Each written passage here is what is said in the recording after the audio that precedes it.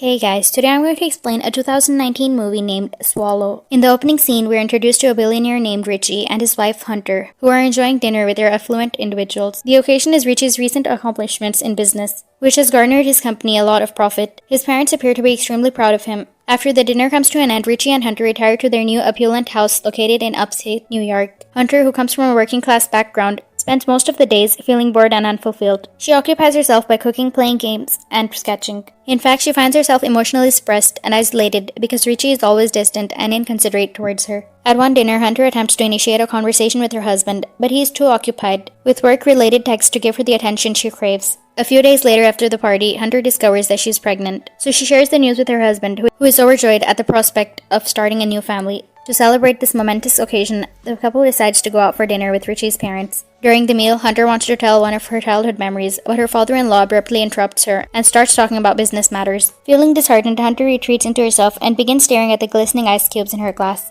As her mood darkens, she impulsively takes one of the cubes into her mouth and begins biting down on it, causing discomfort and awkwardness among the other diners. The next day, Hunter's mother-in-law, Catherine, enters her room and hands her a gift related to postpartum depression, sharing that it helped her during her own pregnancy. Catherine also takes the opportunity to comment on Hunter's appearance, suggesting that she would look more beautiful with longer hair, as Richie prefers women with longer looks. Later, while reading the same book, Hunter comes across a passage that inspires her to do something unexpected. In a moment of reckless abandon, she reaches for a small marble from her tinklets and swallows it whole. Surprisingly, this makes her feel a lot better. Upon returning home from work, Richie is surprised to find his wife in a good mood. He questions the reason behind her happiness, to which she responds that she did something unexpected that made her feel proud of herself. However, when Richie inquires further about what it was, Hunter lies, and she says that it was merely a decision to choose blue curtains. The following morning, as Richie prepares for work, he becomes upset with Hunter after discovering that she has ruined one of her silk ties. Later that day, Hunter is able to pass a small marble she had swallowed earlier, grabbing it into the sink without any signs of disgust. Shortly after, she is summoned by her mother-in-law for a conversation, during which Catherine inquires about Hunter's previous employment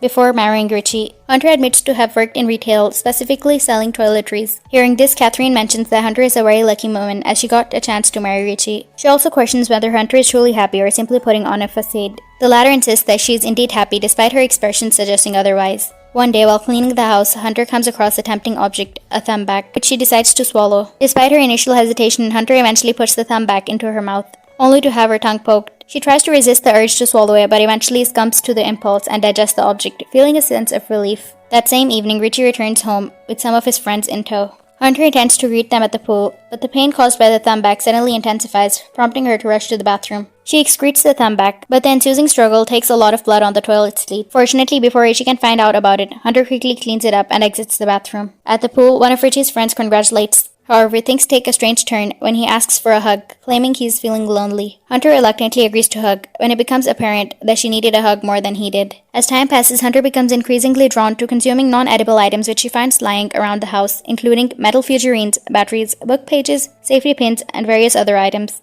It seems that the thrill of eating these items is incredibly exhilarating to her, and she's unable to resist the temptation to do so. One day, during her routine ultrasound appointment, the sonogram technician detects an abnormality in Hunter's abdomen. She's quickly rushed in for the emergency surgery, where the surgeon discovers a plethora of inedible items that are trapped inside her intestine. After a thorough examination, the doctor diagnoses Hunter with pica, a psychological disorder that compels individuals to eat non-food items. Upon returning home, Richie is understandably angry and confused, wondering what could possibly be wrong with her. Hunter claims that she does not know what is going on with her and that she has never heard of pica before. Concerned for his wife's well-being, Richie and his parents decide to arrange for Hunter to see a psychiatrist in the city. Initially, they insist on being present during the sessions, until the psychiatrist, Alice, requests to speak with Hunter alone. During their private conversation, Alex asks Hunter how it makes her feel to swallow these objects, and the latter reveals that she enjoys the texture of these. Furthermore, Richie hires a Syrian man named Louis to keep a closer look on his wife. Unfortunately, this only serves to frustrate Hunter further. Over the next several days, Hunter becomes increasingly irritated with Louis' attempts to assist her in the kitchen. He begins to criticize her mental health issues, insinuating that if he had gone through what he had gone in Syria,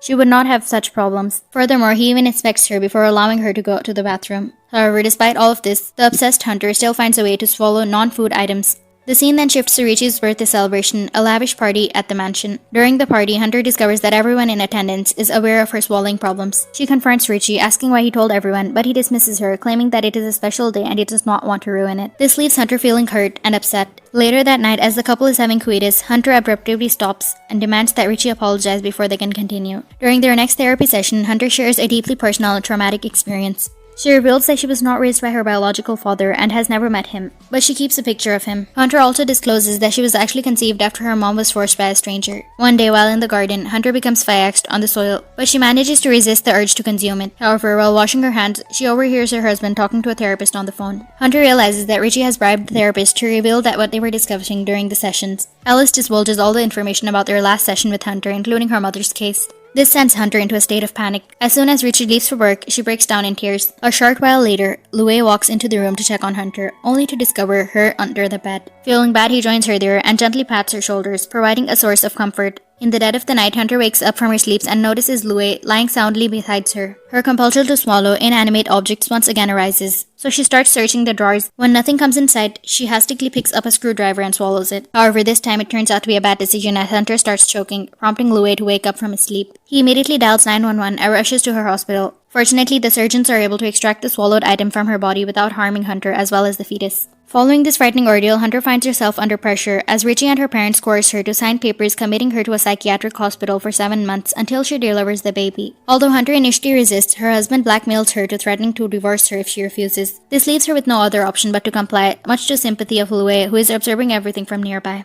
The following day, Hunter packs all her belongings and prepares to leave for the psychiatric hospital, but at the last second, she returns to her room, claiming to have forgotten her charger. Surprisingly, Louie meets her inside and encourages her to run through the woods. Hunter obliges, and once she's out of sight, Louie stages her disappearance as an escape. Hunter manages to hitchhike to a motel, and before entering, she pockets some soil. Later, she calls her husband and confesses that she only got pregnant to make him feel happy and that they rushed into things too quickly. Richie speaks kindly to her, trying to convince her to come back. But when she refuses, he begins to belittle and insult her, stating that she's good for nothing and then not even skilled for a single thing. After the call ends, Hunter crushes her phone and spends the rest of the night alone watching TV and eating soil. The following morning, Hunter checks out her motel room and proceeds to call her mother to ask if she can stay with her. Unfortunately, the latter declines, stating that her other daughter is currently residing with her. Finding herself without a place to go, Hunter decides to hitchhike to her home of her biological father, William Irwin. Upon reaching his house, she discovers that William is celebrating his birthday with his family and friends. Hunter goes close to him, but William assumes that she's the parent of one of their daughter's friends. Hunter clarifies that she's not a parent and mentions her mother's name.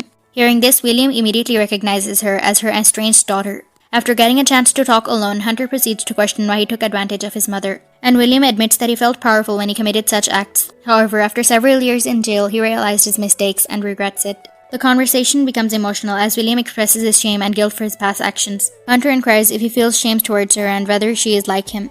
William immediately refutes these claims, assuring Hunter that she is not like him and bears no responsibility for the past events. As Hunter's emotions overwhelm her, William offers consolation and reminds her that she is blameless and cannot carry the burden of guilt. After finding solace in her emotional conversation with William, Hunter feels ready to move forward with her life. She makes a difficult decision to undergo an abortion and visits a clinic, where she is prescribed medication for the procedure. Hunter takes the pills while eating lunch in a food court, and despite the bustling surroundings, she experiences the physical effects of abortion in their public restroom, alone with her thoughts. Once the procedure is complete, Hunter feels a sense of liberation and relief wash over her. She recognizes that this decision was not an easy one, but it was the right one for her at the moment of her life. With newfound freedom and clear head, Hunter sets out for embark of a fresh start, leaving behind the pain and trauma from her past behind. If you liked the video, subscribe for more, and thanks for watching.